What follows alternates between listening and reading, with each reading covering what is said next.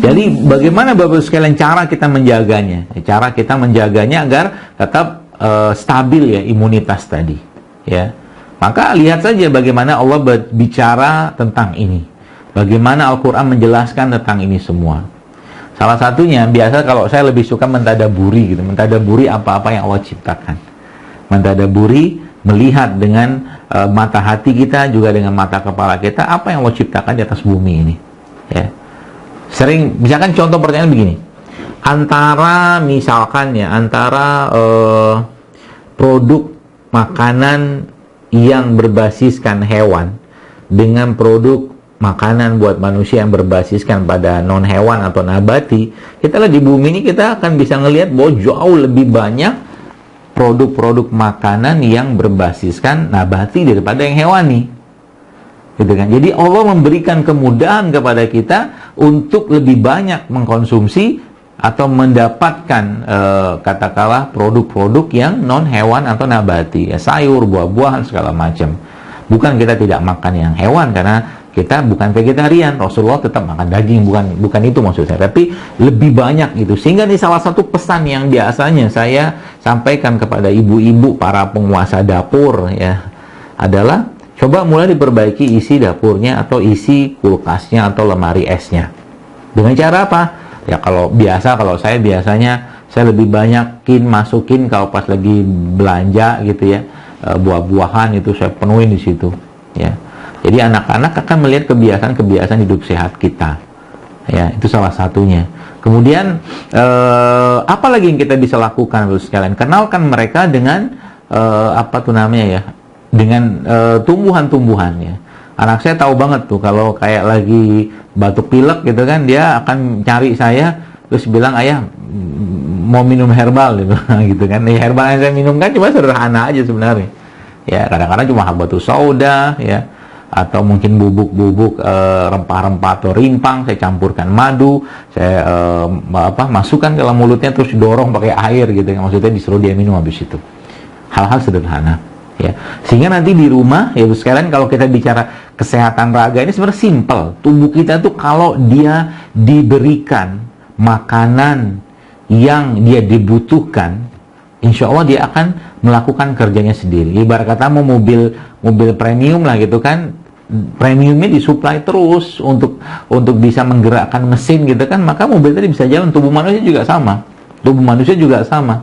Dia bisa melakukan kerjanya kalau bahan bakarnya disuplai. Nah, bahan bakar tubuh kita itu apa? Ya, bahan bakar tubuh kita itu kalau kita tarik lagi, kita akan ketahuan atau mungkin kita akan mendapatkan kalimat atau kata asam amino, kan gitu. Asam amino itu bahan bakar tubuh kita. Dari mana kita dapatkan asam amino? Ya, asam amino itu dari semua ya, banyak produk-produk yang berbasiskan asam amino. Tapi yang paling saya biasanya itu paling mudah kita ingat adalah madu dan kurma. Ya, madu dan kurma. Maka madu dan kurma itu jangan pernah hilang atau jangan pernah tidak ada di rumah Anda. Ya. Karena itu sebenarnya dia bukan cuma sekedar makanan, tapi dia juga bisa berperan sebagai obat sebenarnya. Ya, bisa berperan juga sebagai obat.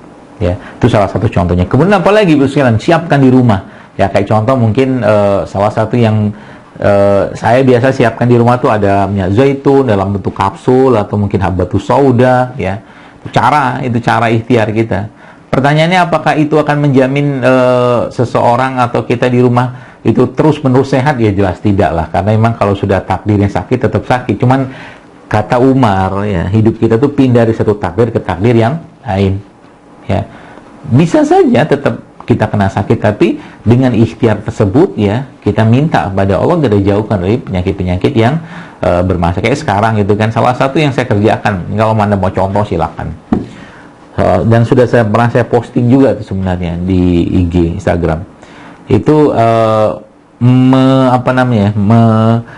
menguatkan sistem imun. Jadi kayak sekarang menghadapi COVID atau mungkin pandemi seperti sekarang ini, apa harus kita kerjakan? Udah kuatkan sistem imun aja.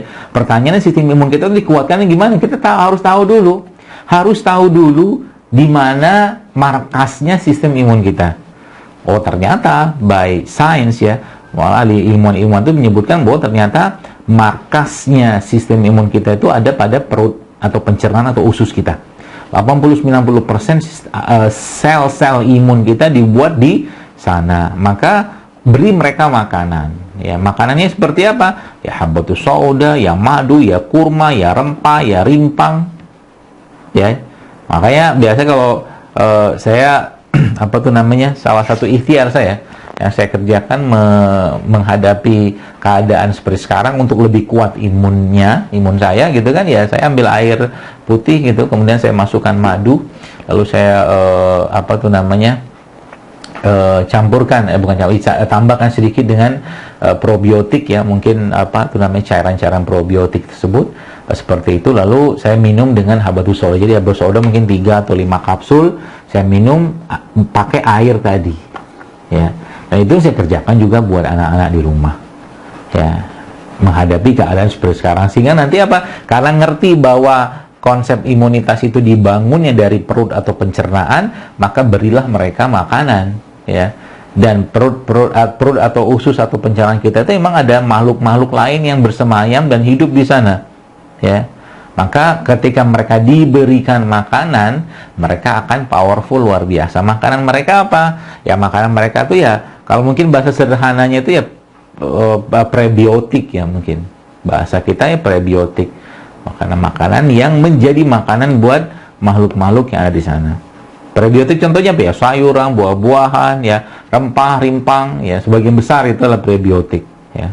Sebagian besar adalah prebiotik. Maka di saat wabah seperti sekarang ini, urus kalian, atau kalau kita mau bicara tentang kesehatan keluarga, sayuran, buah-buahan, ya, makanan-makanan seperti itu tuh menjadi pilihan utama kita di keluarga. Jadi kenalkan anak-anak dengan buah-buahan, kenalkan anggota keluarga dengan buah-buahan, sehingga nanti mereka tiap hari itu minta buah, ya. Meminta buah-buahan kepada kita. Itu. Nah, kemudian yang kedua, terus sekalian, kalau kita bicara tentang tadi ya, menjaga kesehatan secara umum, maka kita perlu memberikan supply lagi ya, supply pasukan tambahan yang menguatkan sistem tubuh kita, yang kita kenal dengan tadi probiotik. Tadi prebiotik, ini probiotik. Probiotik itu adalah makhluknya, ya, makhluknya. Jadi subhanallah ya. Jadi kalau kita sudah memahami ini, maka sebenarnya gampang sekali sebenarnya, nggak usah terlalu panik. Saya pribadi ya, jujur ya, bukan saya tidak mengikuti aturan, tapi kalau saya untuk cuci tangan itu, karena saya lebih memilih untuk mencuci tangan menggunakan bahan-bahan alami gitu loh. Bahan-bahan alami seperti ya mungkin cuka apel mungkin, atau cairan-cairan probiotik, atau mungkin cairan-cairan lain yang tidak akhirnya menyebabkan kuman-kuman. Kan ada kuman sini semua nih. Kalau kita terus-menerus cuci ya, sekali-sekali silakan, tapi terus-menerus ya, sehingga akhirnya tubuh kita itu over hygiene itu terlalu, higienitasnya keterlaluan, itu nggak bagus.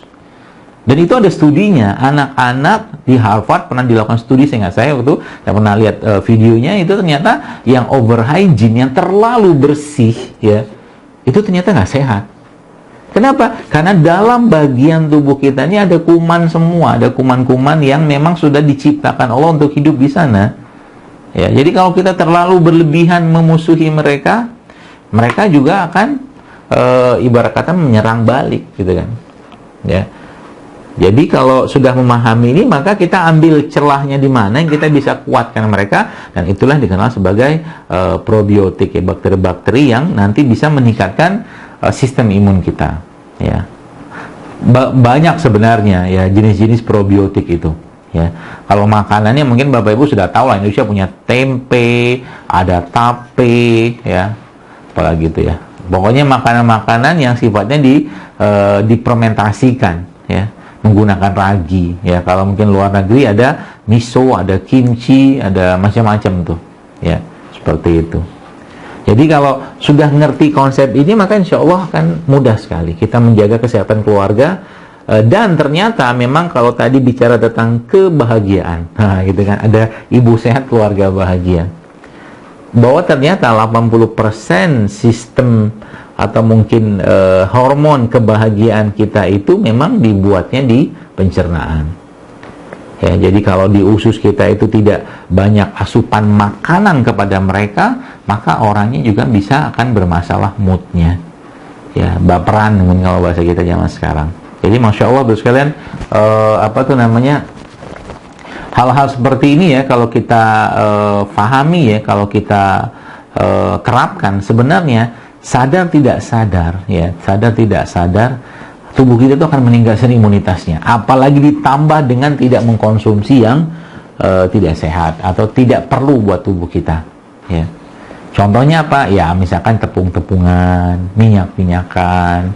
Ya mungkin ibu-ibu perlu beralih juga di rumah ya, untuk kalau memang pengen tetap goreng-goreng gitu ya. Kan sekarang sudah banyak tuh yang jual minyak kelapa ya, minyak kelapa gorengnya, coconut cooking oil gitu saya. Ya atau mungkin kalau memang sukanya